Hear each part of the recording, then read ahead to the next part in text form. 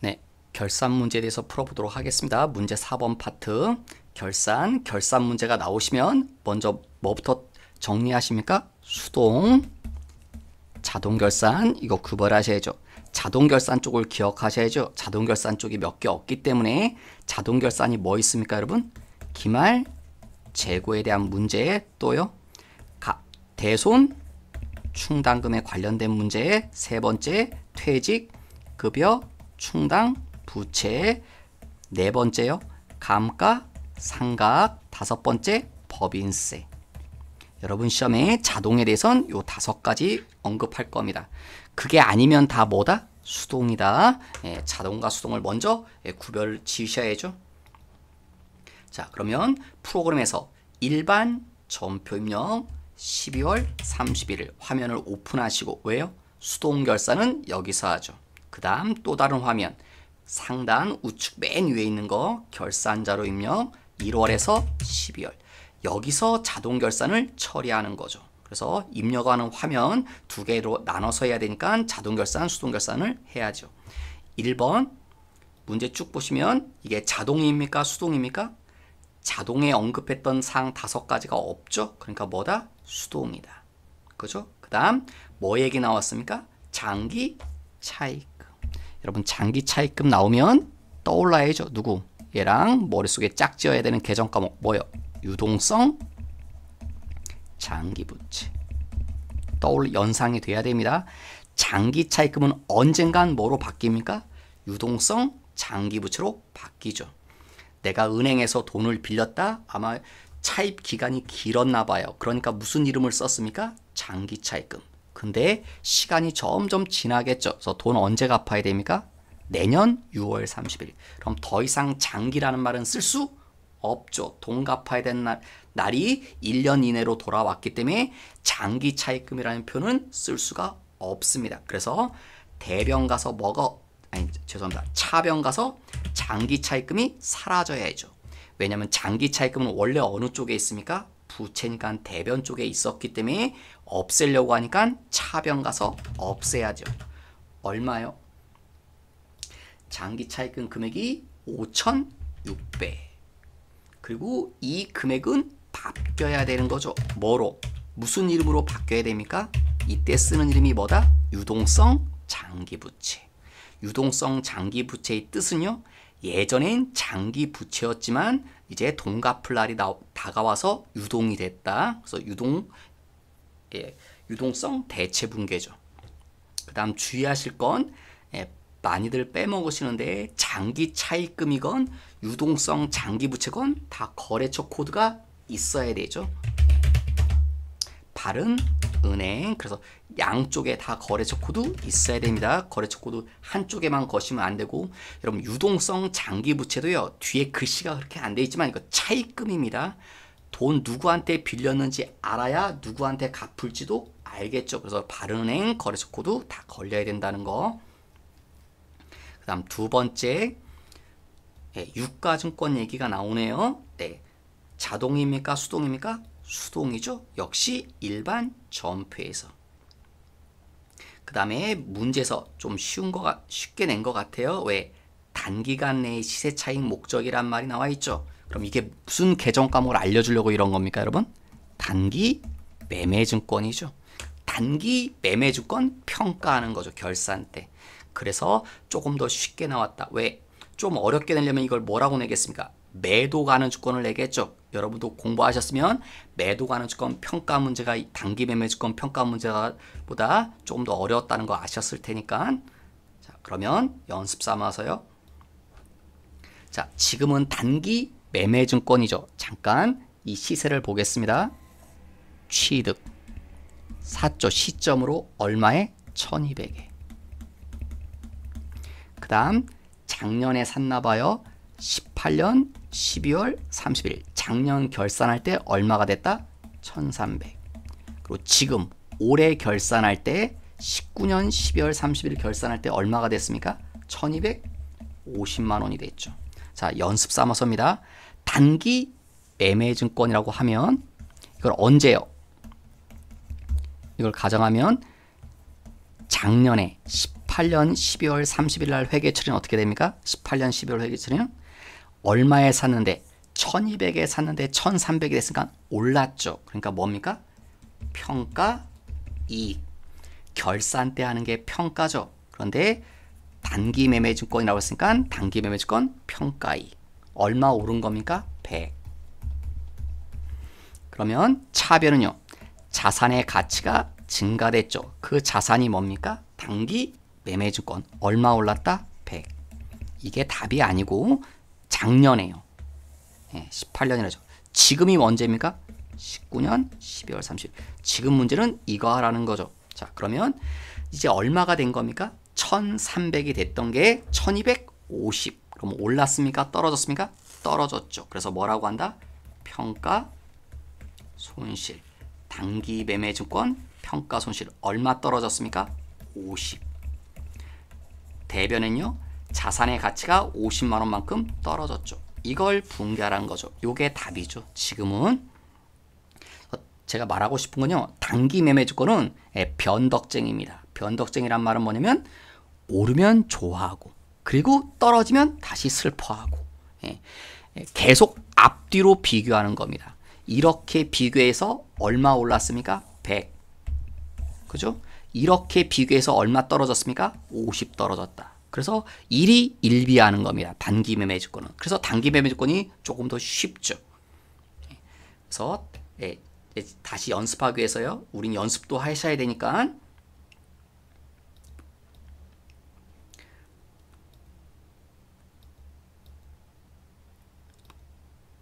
자, 이걸 뭐라고 가정하면요. 매도 가능증권이라고 가정해 보겠습니다. 그럼 취득 얼마에 샀다? 1200에 2018년 12월 30일 날 1300 19년 12월 30일에 1250 자, 매도 가능증권은 어떻게 합니까? 이걸 가정하겠습니다. 매도 가능증권이라고 가정하면 18년 12월 31일은 어떻게 회계 처리합니까? 100만 원만큼 올랐죠. 매도 가능증권 평가 이익 100. 18년은 쉬울 겁니다. 차변은요. 매도 가능증권은 100. 근데 지금 올해가 19년 12월 30일이죠. 요걸 회계 처리하면 자, 매도 가능증권은 어떻게 비교합니까? 매도 가능증권은 처음과 끝을 비교합니다.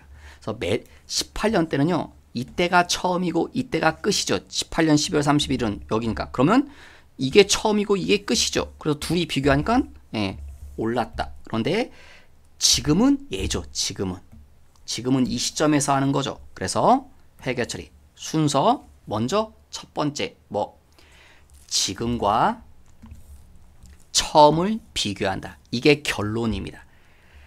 직전하고 비교하지 않고 처음과 비교하는 겁니다. 단기는 직전하고 비교했죠. 자, 처음에 얼마에 샀습니까? 1200. 지금 얼마짜리가 됐다? 1250. 올랐습니까? 떨어졌습니까? 올랐죠. 그래서 1번. 매도 가능주권 뭐다? 평가 이익. 얼마요? 50. 그 다음 두 번째. 자, 두 번째는요. 직전하고 비교합니다. 자산의 가치를 직전하고 비교하시면 올랐습니까? 떨어졌습니까? 떨어졌죠. 직전이 여기니까 비교하면 떨어졌죠. 50만 원만큼. 그럼 두 번째 떨어졌으니까 자산의 가치입니다. 두 번째 따지는 건 자산. 자, 매도 가능주권이란 자산이 떨어졌으니까 대변에 쓰는 거죠. 얼마큼 떨어졌습니까? 50. 자, 여러분 대차는 일치하셔야 되죠. 그러니까 지금 대차가 안 맞죠. 자, 대차를 세 번째 가서 맞추는데 어떻게 맞춥니까? 여기다 무슨 이름 써라? 반대 평가 이름 써라. 반대 평가 이름을 써서 대차를 맞춥니다. 자, 여기면 원래 뭐라고 해야 됩니까? 매도 가능주권 평가 손실이죠. 차변 쪽이니까. 근데 제가 뭐라고 했습니까? 반대 이름 쓰라고. 그럼 원래는 평가손실인데 차변 쪽이니까 반대니까 뭐라고 해요? 평가이. 그리고 얼마? 여기 100이 있어야겠죠? 100. 네, 이러면 대차가 맞죠.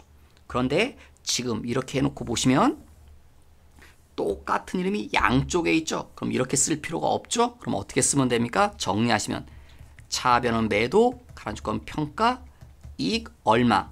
50. 얘랑 얘랑 상계하면 되잖아요. 50. 그 다음에 대변은 매도, 가로주건. 이렇게 회계 처리되실 겁니다. 예, 제가 설명을 이렇게 했지만 얘가 상계된 거죠. 논리적인 설명은 이게 상계돼서 50만원 없어지고 50만원만 남아야 된다는 건데 제가 이렇게 번호 순서 이렇게 맞춰서 하는 건 여러분이 이런 순서로 회계 처리하시는 게 아마 더 편하게 하실 것 같아서 제가 이렇게 정리를 해드린 겁니다. 그래서 가급적이면 나는 안다. 그럼 바로 이렇게 나올 수 있습니다. 여러분 원래 논리적인 설명에 따라서 하시면 해야 되는데 여러분이 이걸 좀 매도 가는 주권 평가를 힘들어 하셔서 이런 순서로 하시는 게 좀 번호 순서대로 따라가서 하시는 게 회계 처리가 더 쉬울 것 같아서 이런 식으로 설명을 드린 겁니다. 첫 번째 매도 가는 주권은 어떻게 하라고요?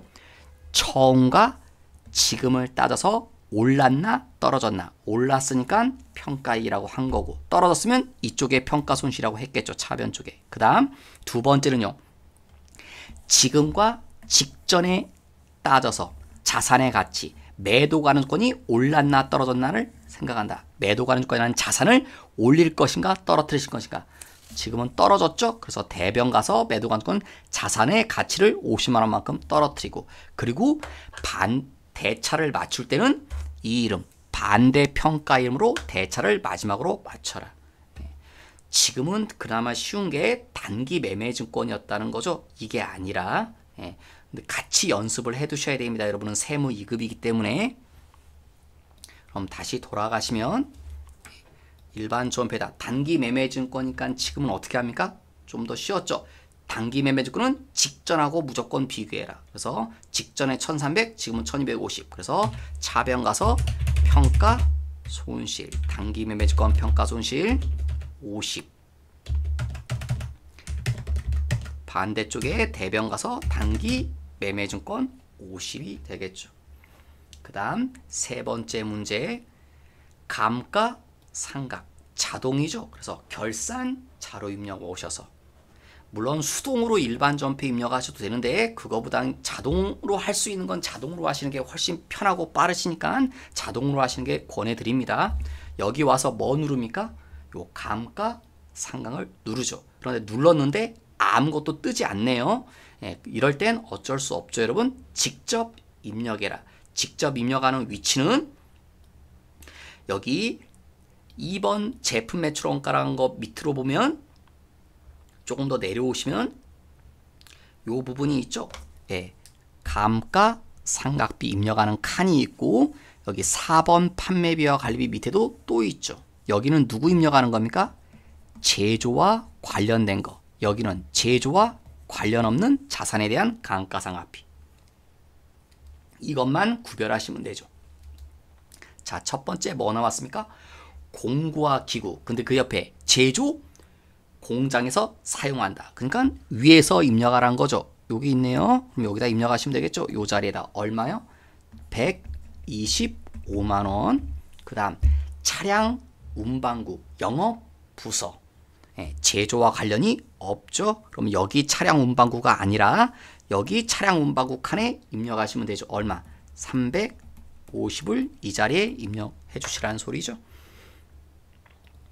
그래서 여기 공구와 기구 상단 쪽에 125만 원, 그 다음 하단에 있는 요 감가상각비 차량 운반구 속에 350. 그 다음 4번 퇴직급여 충당부재 자동이죠. 그래서 결산 자료 입력에서 뭐 누른다? 상단에 있는 퇴직 충당을 눌러서 누르니까 자 퇴직급여 추객 여기 있죠. 퇴직급여 추객의 몇 프로입니까? 100%. 추객 금액을 여기 줬는데 그죠? 요 자리에 추객 줬죠. 여기 100%면 전부 다죠. 4천만 원, 2천만 원. 생산직, 사무직 500번대, 800번대. 그래서 여기 500번대가 생산직이죠. 얼마입니까? 4천. 하단은요? 2천. 그러면 계산을 다 했죠. 이 뜻이 뭡니까? 500번대 생산직 직원한테 퇴직금 얼마 줄 거 있다? 1,500 줄 거, 4천만 원 줘야 된다. 그런데 이미 1,500만 원은 설정이 돼 있으니까, 준비가 돼 있으니까 요 금액을 추가로 2,500을 추가로 준비해라 그 말이죠. 사무직한테는 2,000을 줘야 되는데 900은 이미 준비가 돼 있으니까 나머지 금액 1,100을 추가로 준비해라. 이게 우리가 구하고자 하는 답이죠. 근데 입력은 이 자리에 직접 입력할 수 없고 이 자리만 입력이 가능하기 때문에 여기에 입력을 하신 거죠. 자, 뭐 누릅니까? 결산 반영. 그러면 요 자리들에 확인해 볼까요? 요 상단에 여기 퇴직급여 1,200에 제조 직원들 걸 2,500 추가로 밑으로 내리시면 판관비 여기 퇴직급여 1,200에 사무직을 위해서 1,100을 추가로 준비해야 된다고 여기 추가로 자동으로 컴퓨터들이 돼 있을 겁니다. 그 다음 5번은 누구에 대한 문제입니까? 재고 자동이죠. 그래서 여기서 자 여기 기말 원재료 줄, 그 다음 좀 내리셔서 여기 기말 제공품, 그 다음 마지막 기말 제품 여기다 입력하시면 되는데, 자 300만원 700만원 800만원 주던데 지금 창고에 공장이나 창고에 보유 중인 거, 이거 우리 거라는 거죠. 근데 몇 가지 조건이 있죠 여러분. 원재료가 있는데 선적지 조건으로 매입한다.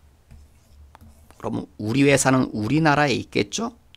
이렇게 사오는데 선적지 조건이다. 선적은 여기죠. 근데 뭐라고 했습니까? 운송 중이다. 그러니까 지금 물건이 태평양에 둥둥 떠 있는 거죠.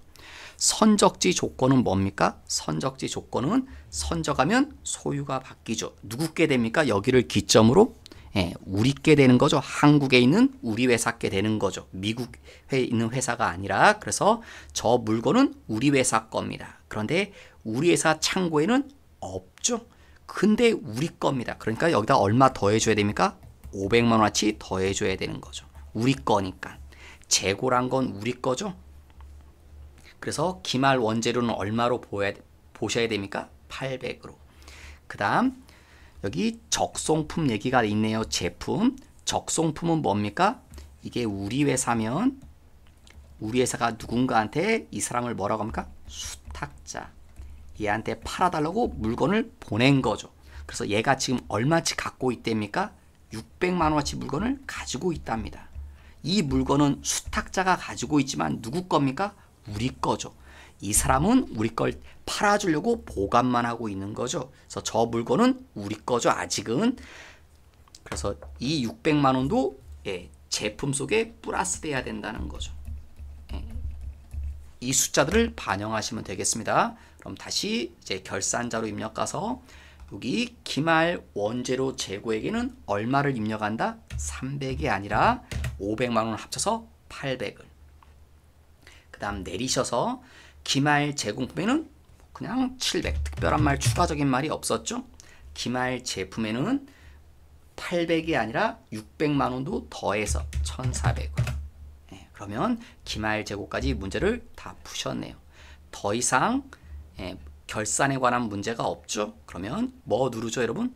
여기 점표 추가 버튼을 눌러서 yes 꼭 해주셔야 되죠. 그 다음 여러분 배우실 때는 여기 나온 다음에 이렇게 이 과정도 배우셨죠? 나오신 다음에 뭐 제조 갔다 이렇게 갔다 하라고 했는데 지금은 안 해도 될 겁니다. 원래는 해야 되는데 왜냐면 이거에 대한 얘기가 없거든요. 요거. 그래서 요 이익여금 처분계산서에 대한 얘기가 없어서 지금은 이 과정까지 뭐 제조, 손익, 잉여금, 재무상태표 요 순서대로 하셔야 되죠. 근데 지금은 굳이 안 하셔도 됩니다. 잉여금에 대한 문제가 없기 때문에. 그렇지만 순서는 반드시 아셔야 되죠 여러분. 제조, 손익, 잉여금, 재무상태표. 연습이니까 해볼게요. 자 어떻게 한다? 추가 버튼 누르고 나오신 다음에 결산자에서 추가 버튼 누르고 나왔죠? 제조 원가 명세를 누르셔서 12월 그 다음에 별다른 거 하는 거 없고요. 하신 다음에 제출용, 표준용 이런 거 그냥 한 번씩 클릭 해주시면 됩니다. 그 다음 나오고, 그 다음 누구라고요? 손익. 12월 달 역시 제출용, 포괄손익, 표준 그냥 한 번씩 클릭 해주시면 됩니다. 그 다음 나오시고, 마지막으로 뭐요? 마지막이 아니라 세 번째, 잉여금 처분계산서. 그리고 여기서 뭐 해야 되죠? 지금 시험 문제가 뭐가 없다는 거죠. 이렇게 날짜 같은 것도 나오지도 않고 뭐 입력해야 될 내용도 주지 않고. 그래서 그런 문제가 나오면 입력하신 다음에 꼭 뭐 눌러야 됩니까? 점표 추가 버튼 꼭 눌러 주셔야죠. 이렇게. 그 다음 나와서 마지막 재무 상태표 12월. 그리고 역시 제출용 표준 그냥 한 번씩 클릭해 주시고, 이러시면 결산이 여기까지 하셔야 최종적으로 다 끝나시게 되는 거죠. 근데 지금 제가 할 필요 없다고 한 건 얘기했듯이 잉여금에 가서 뭐 해야 될 내용이 지금 없죠. 이 주어진 자료가 없기 때문에. 그래서 안 한 겁니다. 그 다음 5번 파트 원천 징수. 메뉴가 여기 원천 징수로 가서 1번 문제 볼까요? 뭐에 대한 문제인지. 급여 얘기가 나와 있고 급여자료 입력과 원천 징수이행 상황 신고서. 자, 급여자료 입력. 급여자료 입력을 눌러서 제일 중요한 거보다 여기가 포인트인데, 여기 보면 일단 여기 급여자료 입력 오시면요, 무조건 수당공제. 여기가 여러분한테 핵심입니다. 특히 어디? 다른 곳이 아닙니다. 여기지. 과세냐 비과세냐, 여기가 중요한 거지 다른 게 중요한 게 아닙니다. 여러분한테 물어보고 싶은 건 과세와 비과세를 구별할 줄 아느냐 모르냐 그거죠. 여러분 원칙은 다 뭐다? 과세. 그런데 몇 가지 비과세되는 사유들이 있죠. 비과세되는 사유들 잠깐 정리할게요, 여러분. 자, 급여일 때 비과세 중요한 거 뭐 있습니까? 시험에 많이 나온 거. 식대.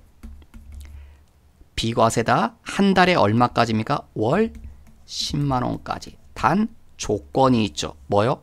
별도로 식사 제공을 받으면 안 되죠. 회사에서 밥도 주고 돈도 주고 그러면 뭐 두 번 주는 거잖아요. 그러니까 별도로 식사는 제공 안 하고 돈으로 줘서 점심 사 먹으라고 해야 되는 거. 한 달에 10만 원까지만 비과세다. 조금 작죠. 요즘 식대 한 끼 먹으려면 물가도 올랐는데, 근데 계속 10만 원이고요.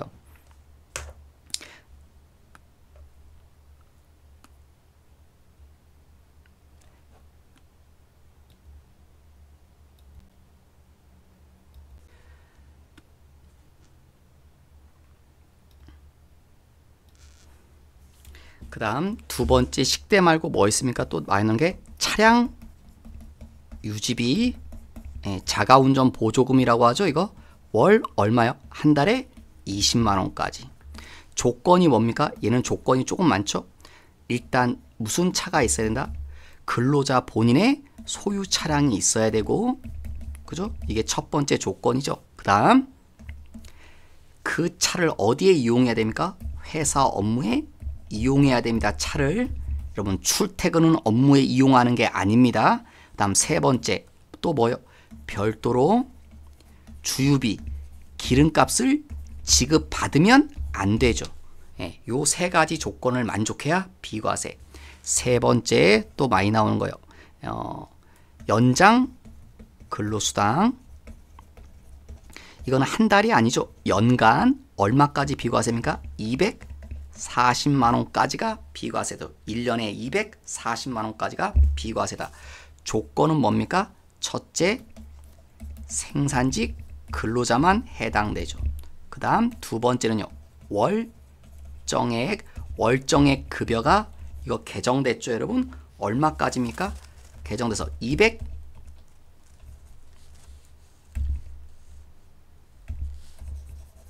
월정액 급여가 바뀌어서 얼마요? 210만 원 이하여야 되고, 그 다음에요, 직전 연도에 총 급여가 2,500만 원 이하여야 되죠. 이 세 가지 조건을 만족해야 비과세가 되죠. 그 다음 또 나올 만한 거 하나 더 있죠, 여러분? 네 번째 뭐요? 육아 수당. 이것도 월이죠. 한 달에 10만 원까지. 그죠? 이건 조건이 단순하죠. 6세 이하 자녀. 자녀가 있는데 6세 이하 자녀가 있으면 한 달에 10만 원까지 육아 수당, 뭐 출산 수당, 보육 수당, 뭐 명칭은 중요한 게 아니고 이렇게 해서 비과세, 근로소득 더 여러 가지가 있지만 여러분 시험에 많이 나오는 건 주로 요 네 가지죠. 꼭 정리해서 알고 계십시오, 여러분. 중요하니까. 자, 그러면 여기 급여 내역이 있습니다. 자, 여기 보니까 기본급, 우리 구별하셔야 되죠. 자, 기본급은 뭐다? 당연히 과세죠. 이게 제일 중요합니다. 이거 구별하시는 게 식대. 자, 과세입니까? 비과세입니까? 무조건 비과세라고 하지 마시고 조건을 따져보시고. 자, 밑에 식대에 대한 언급이 있죠. 별도로 뭐를 준답니까? 식사를 제공한답니다. 별도로. 그럼 과세입니까? 비과세입니까? 이러면 별도로 밥을 주고 있으니까 식대는 뭐가 돼야 합니까? 과세가 돼야 되는 거죠. 이게 중요한 얘기죠. 세 번째, 자가운전 보조금. 조건, 차량 유지비만 얘기한 거죠. 본인 명의의 차량이 있다. 첫 번째 조건은 만족했죠. 두 번째 조건, 업무에 사용해야 되는데 업무 목적으로 사용했다. 그 말이 있죠. 세 번째 조건은요. 별도로 기름값을 주면 안 되죠. 세 번째 조건에 대한 얘기가 있네요. 세 가지 조건을 만족했죠. 그러니까 얘 뭐다? 비과세. 근데 얼마 줬습니까? 30. 그러니까 얼마까지만 비과세 하겠습니까? 한 달에 20까지만. 근데 컴퓨터는 잘라줍니다. 20만 원으로. 그 다음 야간수당. 자, 야간수당 과세일까요? 비과세일까요? 야간수당. 여기 친절하게 뭐 있네요. 다 안에 써놨네요. 비과세 요건을 충족한다. 충족한다고 돼 있죠. 그냥. 그러니까 뭐로 하라는 소리입니까? 비과세로. 그 다음 교육 보조금. 여러분 아까 얘기 안 하는데 여러분 교육비도 과세가 될 수 있고 비과세가 될 수 있는데요. 교육비는요. 반드시 누구를 위한 교육비여야 됩니까? 근로자 본인을 위한 교육비로 회사에서 지원해주면 비과세가 될 수 있습니다. 근데 지금 누구에 대한 교육비입니까? 자녀. 그러니까 이건 과세입니다. 뭐 학자금이란 명칭 쓰기도 하는데 과세입니다. 여러분 그러니까 누가 교육비로 써야 된다? 근로자 본인이 교육비로 써야 됩니다. 그리고 회사 업무랑 관련이 있어야 되고 6개월 초과되는 교육기간이라면 환수 조건이 있어야 되고 그런 게 이제 비과세 요건이죠. 요거 말 많이 나오죠, 이거. 이러면 자녀 교육비로 주면 과세입니다. 그래서 요게 제일 중요한 얘기라는 거. 자, 그럼 다시 이제 가서 입력을 한번 해보도록 할게요. 자, 여기 오셔서 아까 수당 공제 버튼을 눌렀죠. 자, 기본급 과세. 그 다음에요. 상여 줍니까? 안 줍니까? 안 주죠. 근데 여러분 지금 문제에서 조건대로 따라 하셔야 되는데 여기 이런 말이 있네요. 뭐요? 사용하는 거 외에는 불호 체크하라고. 그래서 상여 쓸 겁니까? 안 쓸 겁니까? 상여 항목이 없죠. 그러니까 쓰지 않을 거니까 불호하라고. 시험 출제자가 이거 언급을 했기 때문에 하셔야 됩니다. 그 다음 직책수당도 언급이 없죠. 사용 안 할 거니까 부. 월차 수당도 없으니까 부. 언급이요. 식대는 언급이 있는데 여러분 아까 식대 과세였습니까? 비과세였습니까? 과세였죠. 그러니까 우리는 비과세 식대가 아니라 과세입니다. 그러려면 이 자리를 과세로 바꾸면 좋은데 안 바뀝니다. 그래서 어떻게 하냐면 비과세 식대는 우리가 필요한 게 아니기 때문에 여기를 뭐로 하고 부로 하고 밑에 가서 과세로 식대를 만들어야 됩니다. 이렇게 별도로.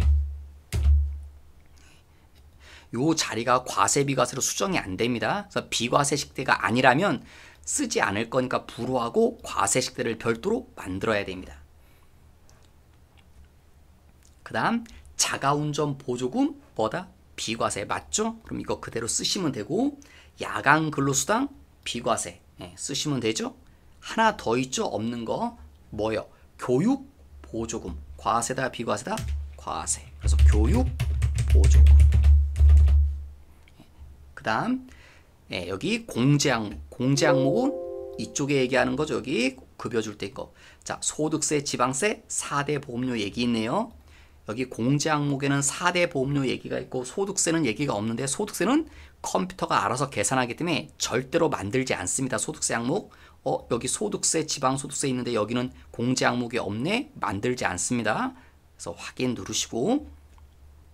자, 이게 몇 월 급여다? 5월. 자, 급여 지급일자는요. 5월 달인데 지급일자 언제요? 여기 매월 말일이다 나와 있네요. 그럼 5월 31일.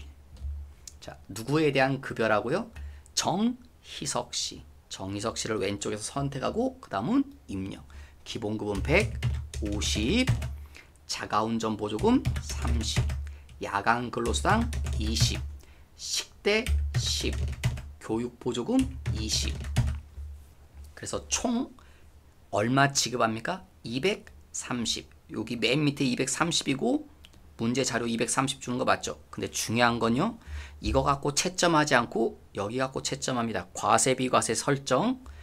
비과세 금액이 얼마 나옵니까? 40. 왜 비과세 40입니까? 자가운전 보조금에서 비과세. 근데 한 달에 20까지만. 야간근로수당 비과세 20. 그래서 비과세가 40 나온 겁니다, 여러분. 중요한 건 이 과세 비과세 설정이 잘 되셔야 된다는 거. 그게 핵심입니다. 그다음에 공제 항목 소득세 여기죠. 17,180원. 지방세 1,710원. 국민연금 85,500원.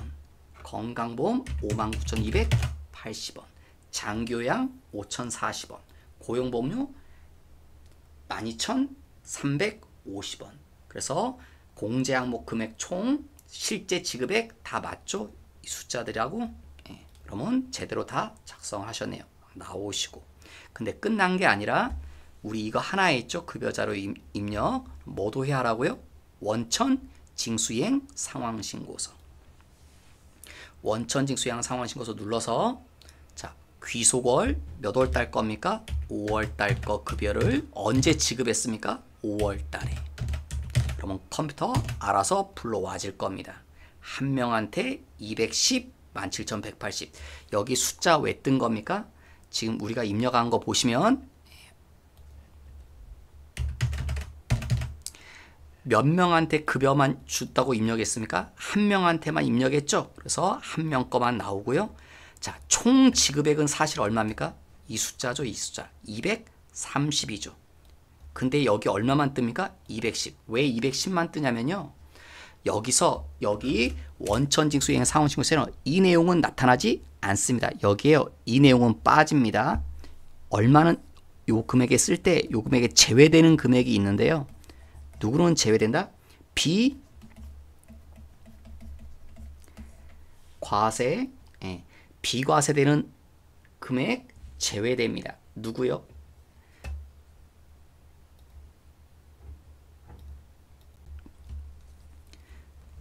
제외되는 금액이 급여 내용에서 제고되는 금액이 비과세되는 식대하고 자가운전 보조금은 여기에 나타내지 않습니다. 그러니까 원래는 얼마였습니까? 여기 230이었죠. 아까 230 중에서 여기에 해당되는 금액이 뭐 있습니까? 요거 있었죠. 20만 원. 식대는 과세였으니까요. 비과세되지 않고. 그래서 20만 원이 빠져서 210만 기재된 겁니다. 그 다음 소득세는 17,180원. 소득세는 17,180원. 이 서식은요. 세무서에 제출하는 거기 때문에 이 지방세는 나타낼 필요 없습니다. 세무서는 지방세 알고 싶어 하지 않기 때문에 그래서 이 지방세는 쓰지 않습니다. 지방세는 따로 신고하는 서식이 있거든요. 그 다음 여기가 시험 나오면 여러분이 여기를 잘 하시면 별도로 작성 안 해도 되는데 이 얘기가 꼭 나올 겁니다. 아마 전월미환급 여기 위치 있는 거 전월미환급 얘기가 아마 문제 있죠. 이런 거 나올 때 여기 있네요. 15만원. 그래서 요 자리에 15만원. 우리가 지난달에 못 돌려받은 금액이 있어서 원래 세금 내야 되는데 쌤쌤하려고 하는 거죠. 15만원 우리가 세무서로부터 돌려받지 않은 금액이 있어서 그래서 요 전월미환급에 꼭 여기 확인해 한번 해보시라는 거. 그럼 원천징수 이행 상환신고서까지 다 되셨습니다. 나오고, 자, 이제 두 번째 문제요. 연말정산. 꼭 나오죠. 연말정산 문제는. 자, 연말정산으로 가셔서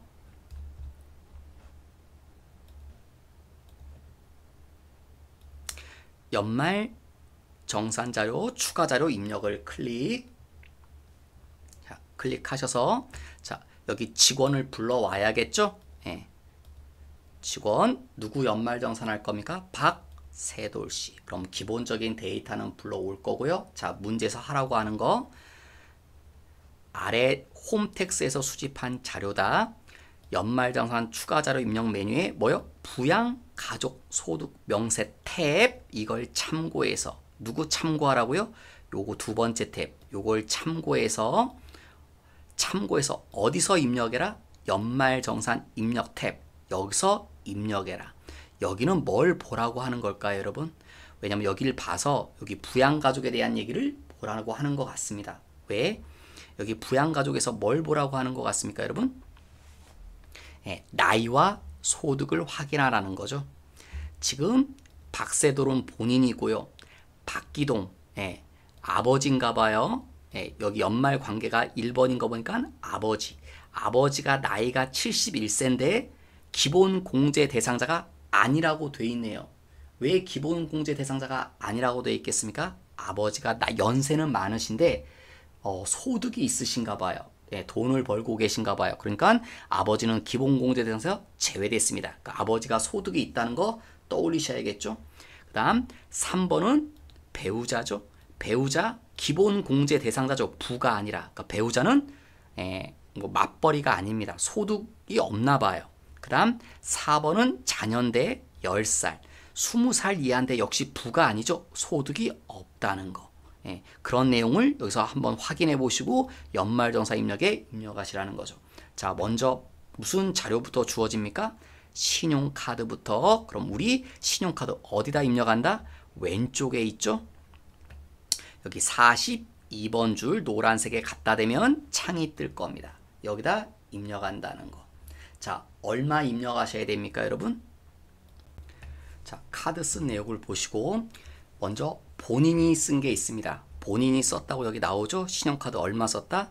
2,500만 원. 근데 2,500만 원 쓴 내역 중에 자녀 박하늘을 위해서 썼대요. 자, 박하늘 영어 학원비로 썼다. 됩니까? 안 됩니까? 이거 가끔 오버래핑 돼서 안 되신다고 하는데 되는 겁니다. 예, 영어 학원비 됩니다. 예, 교육비로 안 된다고 하는 거지, 교육비가 안 되는 거지, 예, 카드로는 되는 거죠. 그래서 250만 원 됩니다. 제외하지 마시라는 소리입니다. 되니까. 그 다음에 자녀 장애인 전용 보장성 보험료 120만 원. 여러분 이건 됩니까? 안 됩니까? 중복이 안 되죠. 예, 그래서 이건 보험료 공제로만 인정받으셔야 되죠. 120만 원은 카드로 안 됩니다. 대중교통 이용한 거 50만 원 있다. 예, 교통 이용한 거 되죠? 그 다음 현금 영수증. 이건 배우자는 배우자 카드로 썼나 봐요. 현금 영수증 300만 원. 자녀 박세희 음악 학원비 된다 안 된다? 된다. 그 다음 한약 구입비 된다 안 된다? 네. 한약 구입비도 되죠. 카드로 쓴 거. 그 다음 전통시장 사용비 되죠. 그러니까 안 되는 거 뭐만 안 됩니까, 여러분? 120만 원은 안 된다는 거. 네, 그거 조심하셔야 되는 거죠, 여러분. 그거 하나만. 그래서 자, 입력을 해보시면 돌아가셔서 자, 어느 자리에요? 여기 신용카드 자리에 얼마 입력한다? 2,500에서 예, 그 보장성 보험료로 카드 긁은 거 있죠? 120만 원은 안 되니까 120만 원 뺀 거. 그럼 얼마가 됩니까? 2,330만 원만. 120만 원 빼서 2,500에서 120만 원 뺀 거. 그 다음에 대중교통 이용비가 얼마 있습니까, 여러분? 50만 원이 있죠. 대중교통 이용비. 원래는 여기 얼마가 됩니까? 2,500에서 여러분 120을 빼면 2,330 380이죠. 원래는 이 자리가 2380이었을 겁니다. 2380, 120만 원 빼면. 그런데 무슨 자료가 있었어요. 여기 대중교통 이용은 되는데 입력하는 자리가 여기 따로 있죠. 그래서 50만 원은 여기로. 그래서 50만 원은 여기서 빼서 그래서 여기가 2330이 되는 거죠. 50만 원은 이쪽에 별도로 써야 하기 때문에 대중교통. 네, 그러면 여기까지는 됐죠. 그 다음 배우자가 쓴 거 현금 영수증 여기 있네요. 얼마? 300. 그런데 그 중에서 어디 가서 쓴 거 있습니까? 전통 시장 가서 쓴 게 또 따로 있네요. 얼마? 350. 아니 죄송합니다. 35만 원은 전통시장에서 쓴 거 빼서. 그러면 35만 원 이쪽 전통시장에 따로 썼으니까 얼마만 쓰면 되겠습니까? 300에서 35만 원 뺀 금액 얼마요? 265만 원만. 35만 원 여기다 별도로 기재해 줬었죠. 네. 그러면 신용카드 금액은 다 입력이 되셨습니다. 나오시고 그 다음 주어진 자료가 뭐 나옵니까? 보험료. 그럼 보험료는 어디? 자, 이쪽에 오른쪽에 있죠? 오른쪽 여기 60번 줄에 일반 장애인 여기다. 자, 본인 생명보험료 됩니까? 안 됩니까? 본인 거는 되죠? 60만 원. 그래서 여기 일반에. 그 다음 자녀 박하늘 저축성 보험료 안 되죠. 왜 안 됩니까? 저축성 보험료는 해주지 않죠. 예, 저축성 보험료는 뭐 적금하고 성격이 거의 적금하고 비슷하죠. 똑같죠. 똑같다고 봐도 되죠, 여러분. 보장성 보험료만. 그 다음 세 번째 자녀의 장애인 전용 보험료 이 자리죠. 얼마? 120. 그 다음 의료비 61번 줄에 61번 줄 노란색 여기 더블 클릭하면 창이 또 뜨죠. 자, 건강 증진 목적. 예, 안 되죠, 여러분. 예, 건강 증진 목적은 안 되죠. 예, 이건 이제 일종의 보약과 같은 거니까 이건 안 됩니다, 여러분. 그러니까 입력하시면 안 되고. 콘택트 렌즈는 됩니까, 안 됩니까? 됩니다. 근데 주의하실 게 뭐죠, 여러분? 한도가 있죠. 안경이나 렌즈는 50만 원까지만. 그래서 70만 원 다 하시면 안 되고 50만 원으로. 자, 여기 본인이 썼죠. 그래서 본인 줄에 50으로 입력한다는 거. 70만 원 다 하시면 안 됩니다, 여러분. 그 다음에 또 뭐 있습니까, 여러분? 예, 마지막으로 하나 더 있네요. 자녀 질방 예방 입원비 얼마요? 130.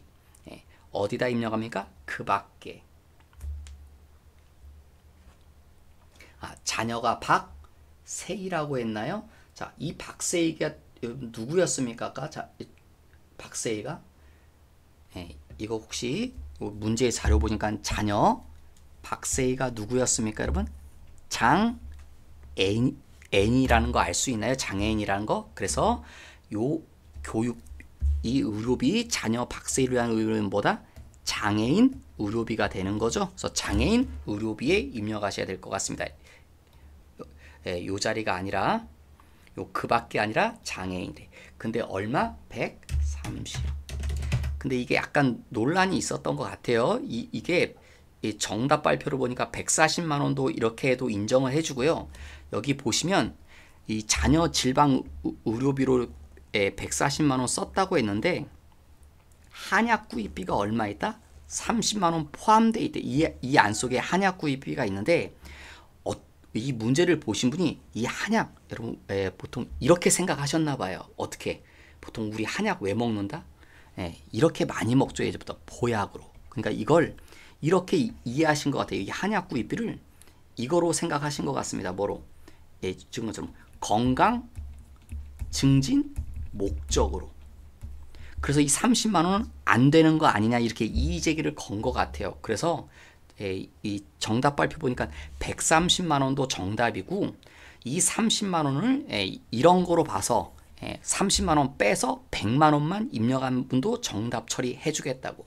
근데 제 생각에는 여기 여러분 한약이라고 해서 무조건 건강 증진 목적이 아닙니다, 여러분. 그렇기 때문에 별도로 그런 말이 안 나왔으면 그냥 아파서 치료 목적으로 한약을 먹었다고 봐야 됩니다. 그러니까 이거는 30만 원 빼내시면 안 되는 게 맞는 것 같습니다. 제 생각엔 이걸 그렇게 해석하신 분도 있지만 별도로 문제 그런 말이 없으면 그거는 과다 추측입니다, 여러분. 제 생각에. 그래서 이 30만 원은 빼내지 않습니다. 그렇게 보는 게 타당합니다, 제 생각에. 근데 빼내시고 입력하신 분도 정답으로 보겠대요. 그러니까 여기에 130만 원 입력하신 분도 맞다, 100만 원 입력하신 분도 맞다고 본다고 채점한다고 돼 있습니다. 근데 특별한 말이 없으면 그냥 여러분 약 먹으면 아파서 먹은 겁니다. 별도로 건강 증진 목적 그런 말이 없다면. 그 다음에 교육비, 배우자 대학교 교육비 되죠? 그래서 교육비, 배우자가 소득이 없죠? 그래서 여기 대학생 줄에 얼마 입력합니까? 500. 그리고 확인. 배우자가 소득이 없었죠, 여러분. 그 다음 자녀 박하늘 초등학교 수업료 되죠? 여기다가 초중고 자리에다 얼마? 320. 그런데 여러분 옆에 무슨 말 나옵니까? 체험 학습비가 포함되어 있대요. 체험 학습비 인정합니까? 안 합니까? 인정해 주죠. 얼마까지? 30만 원까지 인정되죠. 그러니까 빼낼 금액이 없습니다. 이 안에 들어가 있는데 다 인정되니까 320으로 한 겁니다. 근데 이걸 제 생각에 조금 함정 내놓으면 이렇게 해놨어야죠. 여기를 50. 예를 들어서 왜? 이 안에 50만 원이 포함되어 있으면 체험학습비는 얼마까지만 교육비로 인정한다? 30만 원까지만. 그러면 여기서 얼마는 인정 안 됩니까? 20만 원 인정 안 되니까 20만 원은 빼내야겠죠. 그래서 여러분 체험학습비는 30만 원이 한도라는 거. 여러분 자 한도 있는 거 뭐 있습니까? 위에 나왔으니까 여러분 안경이나 렌즈, 콘택트 렌즈 얼마까지가 한도입니까? 50. 또 한도 있는 거 있죠? 교복비 얼마까지? 50. 얘는 똑같죠? 근데 지금 체험 학습비 이건 얼마까지요? 체험 학습비 30만 원까지만 한도라는 거. 체험학습비 또 수학여행 간 거 있죠? 그런 거 30만 원까지 교육비로 인정해 준다는 거. 한도에 딱 걸렸으니까 30만 원 다 인정되니까 빼내지 마시라는 소리입니다.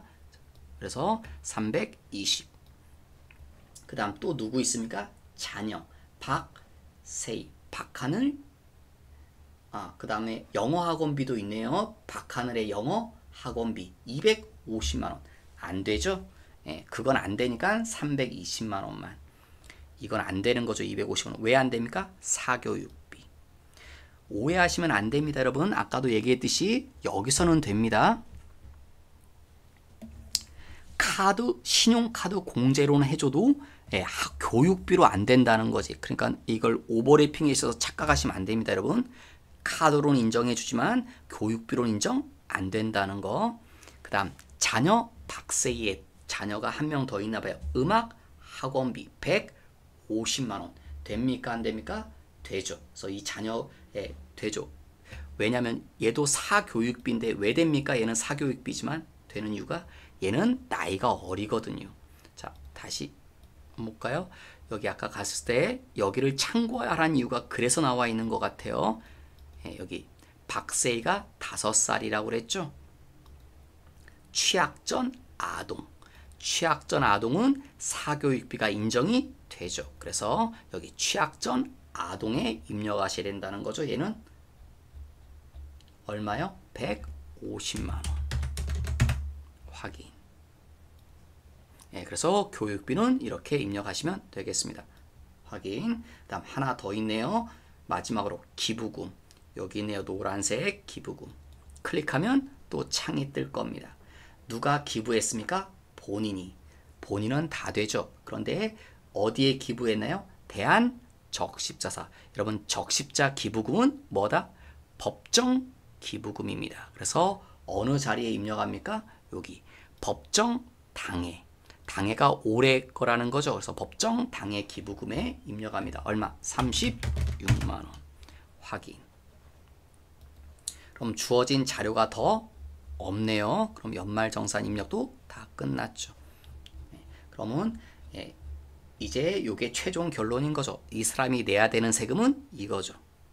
근데 기납부 세금을 이미 너무 많이 냈죠. 그래서 이걸 돌려받는 거죠. 그래서 연말정산 때면 뭐 13월에 보너스 뭐 언론 보면 그런 얘기 나오죠. 근데 여러분 절대 보너스 아닙니다, 여러분. 저는 언론사들이 왜 그런 표현 쓰는지 잘 모르겠지만 절대 보너스 아닙니다, 여러분 이거. 그래서 요 금액을 도로 환급받는 거죠. 내가 세금을 너무 많이 냈기 때문에 돌려받는 겁니다. 그래서 연말정산까지 다 하셨네요. 네, 나오시고 종료 누르시면 그럼 모든 시험 문제가 다 끝나셨죠. 그래서 여기 이제 시험이시라면 요 답안 저장 버튼 눌러서 마무리를 지으셔야겠죠, 여러분. 네, 그래서 기출문제 다 풀어봤습니다. 수고 많으셨습니다, 여러분.